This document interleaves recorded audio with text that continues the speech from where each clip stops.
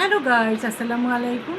আশা করি আপনারা সবাই ভালো আছেন, সুস্থ আছেন, সুন্দর আছেন। আমি আবার আপনাদের মাঝে উপস্থিত হয়েছি। যাকে যত বেশি ভালোবাসবেন, আঘাতটা ঠিক তার কাছ থেকে তত জোরে আসবে। জানেন, মানুষের জীবনে মানুষের পাশাপাশি অনেকেই থাকে।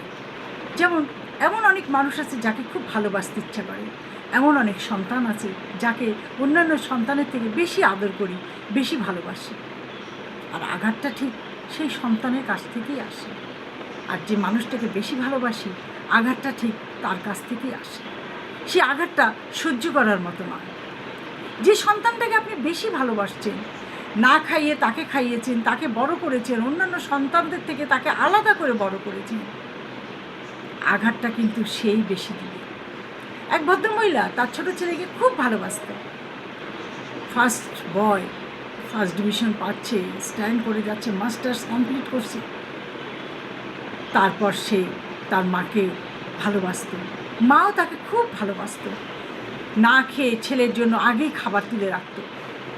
যখন বিয়ে হয়ে গেল, সে আর মায়ের দিকে ঘুরে দেখে না। জানেন সে কী করেছে?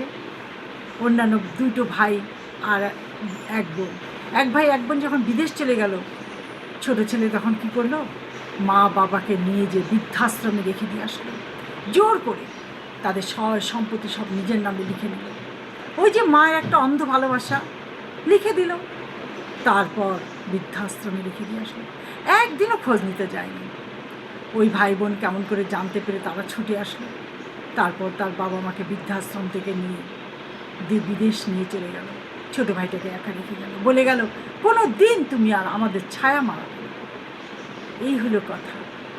যাকে যত বেশি ভালোবাসবেন, আঘাতটা ঠিক তার তরফ থেকে তত জোরে আসবে।